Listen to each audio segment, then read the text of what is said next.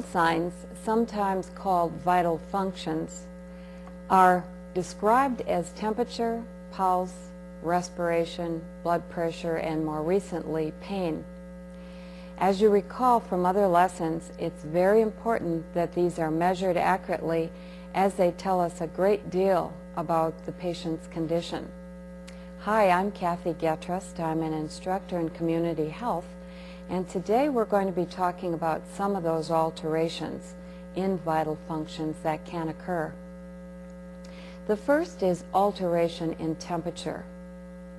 When heat production exceeds heat loss, the body temperature rises above the normal range.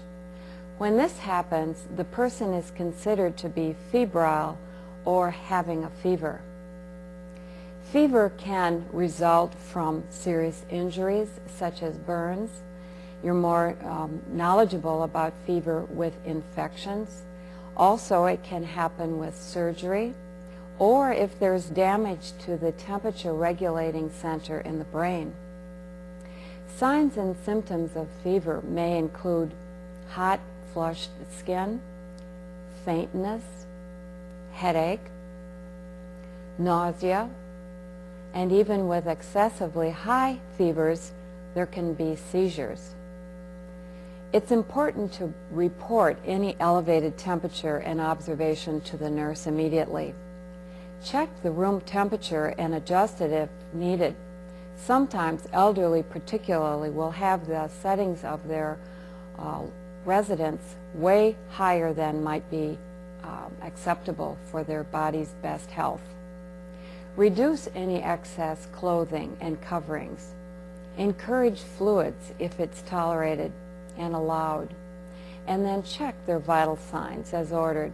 Sometimes it may be required that you check it every 1 hour, every 2 hours, or even every 4 hours. Hypothermia is another alteration in temperature, and it's really the opposite of fever. This is where there is a drop in the core body temperature. People that are exposed to cold without adequate protection can develop hypothermia. Consuming alcohol alters the body's response to cold. Therefore, anybody that is intoxicated and gets into a cold situation can become hypothermic much more easily. Signs and symptoms of hypothermia may include shivering. This only happens, though, in the early stages of hypothermia. There may be poor coordination, meaning that they have difficulty walking. They have speech difficulties. There might be confusion, and there would be certainly a decrease in the vital signs of temperature, pulse, and respiration. You as a caregiver in this situation have a responsibility to report any and all of the observations of hypothermia to the nurse. Remove the patient from the cold environment immediately and remove any wet clothing and provide warmth with a sweater or extra blanket. And then be available to check vital signs if they are being ordered more frequently than usual. Another type of alteration besides temperature is an alteration in circulation. The first is fainting. Fainting is a loss of consciousness due to a temporary lack of oxygen to the brain. This sometimes is also called syncope. It can be due to an insufficient output of blood from the heart. It might be due to also a low fluid volume if a person becomes, for example, very dehydrated. They may be more susceptible to fainting. It is a very good measure of the heart status. It may occur when a patient tries to stand up after being bedridden for a period of time. Maybe you've had that experience when you jump out of bed quickly and your body does not adjust soon enough to the change in position, and you might feel lightheaded. This is a common occurrence, particularly with people who have been on bed rest for extended periods of time. Fainting comes on gradually. You can feel lightheaded, you can become pale, perspiration occurs, nausea might happen, could have blurred vision, muscle weakness, and if it's continued, can go on to a loss of consciousness. Syncope or fainting usually can be managed by anticipating it. Expect patients who have been on bed rest for a period of time or are immobile to have dizziness when they change position from lying to a sitting position. That means you would have the patient move slowly and start to rest and stop to rest in a sitting position before having them stand. If the patient feels faint, instruct them to breathe slowly or deeply and to keep their eyes open. Syncope usually will resolve in a few moments. If not, help the patient to sit or lie down, loosen any tight clothing, and make certain that he or she is breathing. If they do not regain consciousness in several minutes, signal for help. Stay with the patient, but do not offer them anything to eat or drink, and of course provide reassurance. Shock is another alteration in circulation. This is a disturbance of the oxygen supply to the tissues and return of blood to the heart. It can follow any serious injury, cardiac disease, acute hemorrhage with lots of blood loss, or shock can also happen with severe pain. Early signs and symptoms of shock include pale, cool skin that's moist to the touch, complaints of weakness, a weak, rapid pulse, sometimes it's called a thready pulse, restlessness, anxiety, and sometimes a feeling of impending doom. Perspiration can also be a sign. Later signs include mottled skin. Mottling means a reddish purple blotchiness to the skin that indicates an altered circulation.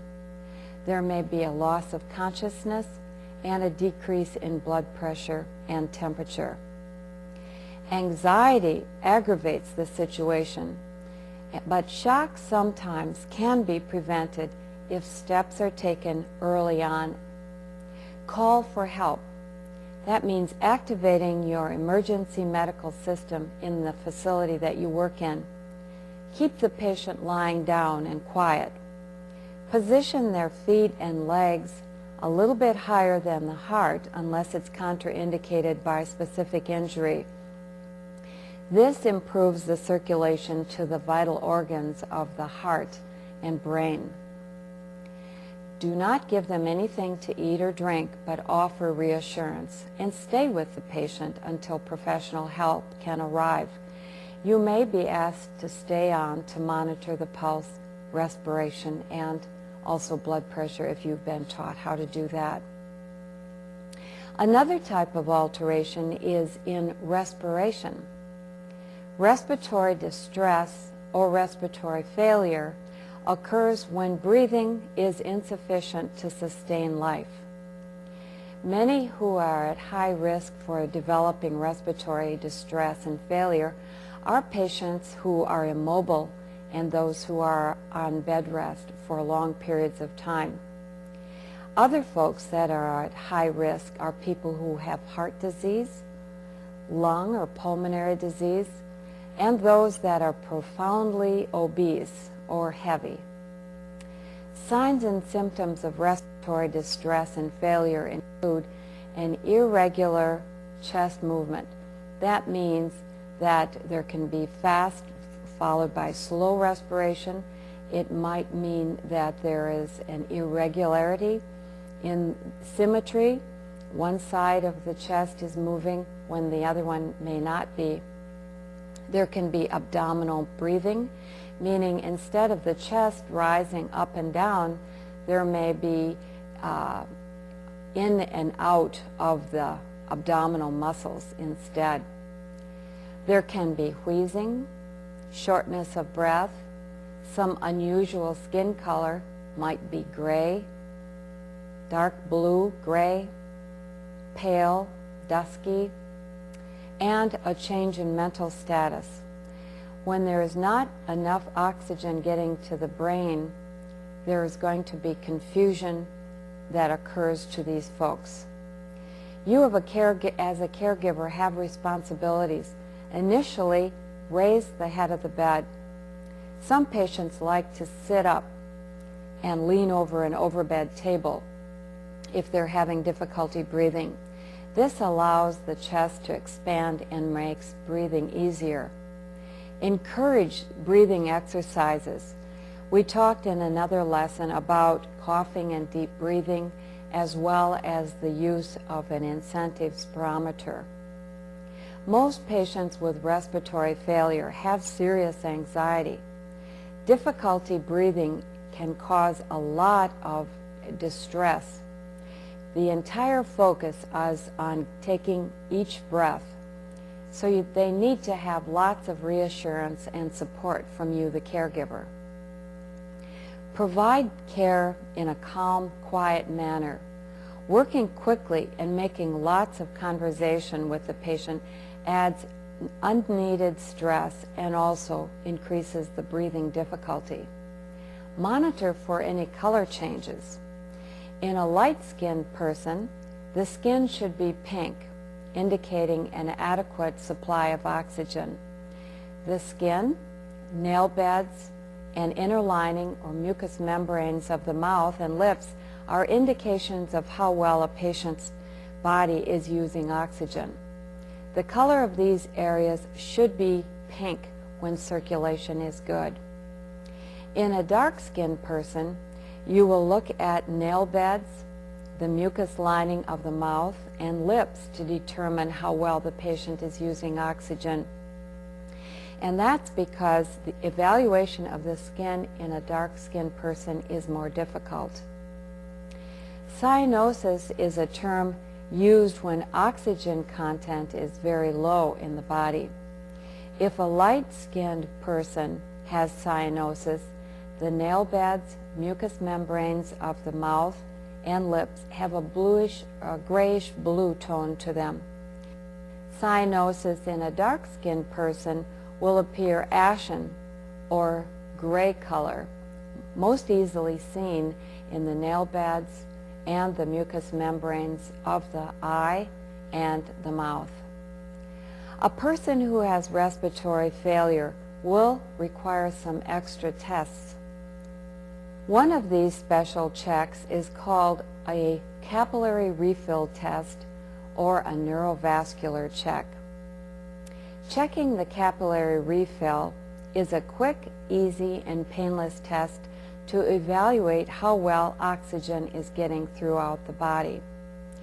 It may be done on fingers or toes of the patient. You would first want to remove any nail polish, as it will interfere with the ability to evaluate circulation well. Press the nail for a few seconds until the skin underneath blanches or turns white. Release the nail and evaluate the time it takes for the skin to return to its normal color, counting 1 1,000, 2 1,000, 3 1,000 to yourself may help. With normal oxygenation, this will occur within 2 to 3 seconds. Delayed capillary refill of greater than 3 seconds indicates a problem with the oxygen delivery. Pulse oximetry is another simple, painless test to determine how well oxygen is being carried in the body. The pulse oximeter is an instrument that measures the level of saturation of a patient's hemoglobin with oxygen. Hemoglobin is the part of the blood that carries oxygen to the cells. Pulse oximetry will detect any critical changes in a patient's oxygen level before skin color changes are evident. This makes it a valuable tool that provides details about changes in a patient's condition immediately. The patient outcome, of course, is better when early diagnosis is provided. The pulse oximeter sensor can be applied to a variety of places.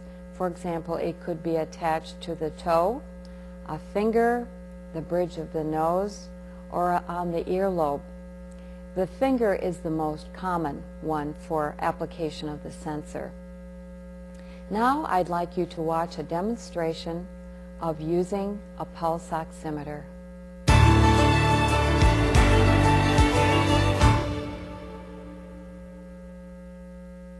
Assemble your equipment.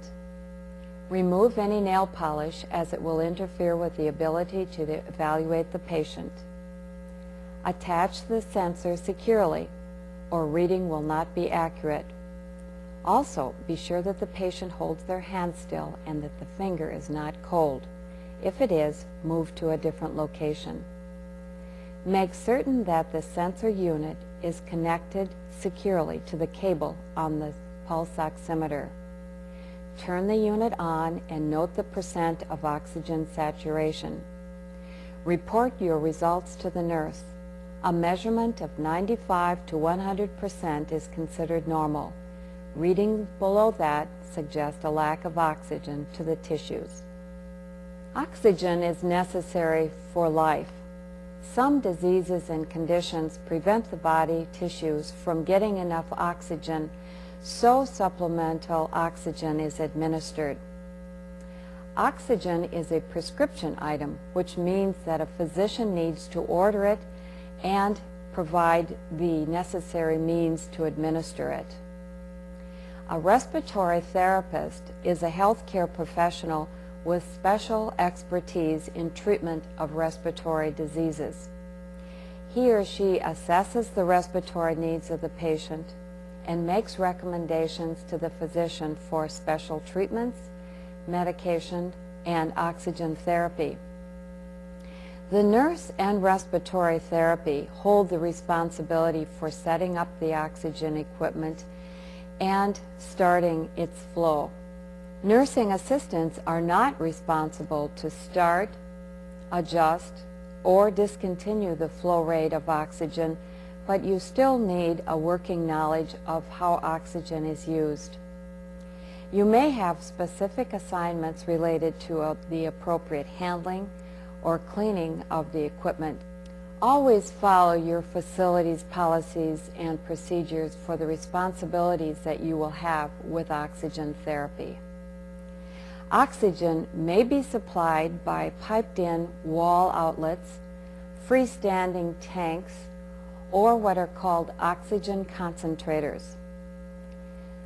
Wall outlets have a flow of oxygen that is regulated by a flow gauge. An oxygen tank has a flow meter and a pressure gauge that indicates the amount of oxygen remaining in the tank.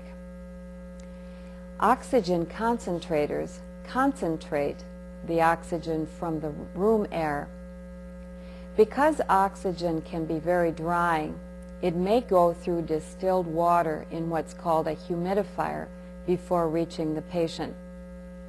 This will certainly be the case if the flow rate of oxygen is 4 to 6 liters or more, or if the patient is complaining of dryness or irritation in their nose. The water level must be kept at the proper level indicated on the side of the humidifier. Oxygen is usually administered by either a nasal cannula or a face mask. A nasal cannula is a more comfortable method of oxygen administration. Oxygen flows through the two prongs inserted into the nostrils. The tubing loops up over the ears and under the chin to keep it in place. The nasal prongs are inserted directly into the nostrils. A face mask is used in an emergency situation when the oxygen needs are higher than that which can be provided with the use of a nasal cannula. The mask is also used if the cannula is not staying in place or if the patient is a mouth breather. The mask is placed over both the mouth and nose and is fitted to the nose with a metal nose piece. The mask is held in place by an elastic headband that is secured around the head and connected to a source of oxygen by a length of oxygen tubing. The patient who has oxygen has special needs. Make sure that the elastic band does not create pressure on the ears or head. Adjust the face mask so that it fits snugly to help the patient receive the amount of oxygen ordered. Wipe collected moisture out of the face mask with a damp cloth each shift. Check the nasal cannula to ensure that they are clean and not irritating to the nostrils. Wipe the prongs with a damp cloth. Pad the top of the ears to prevent any irritation from the tubing.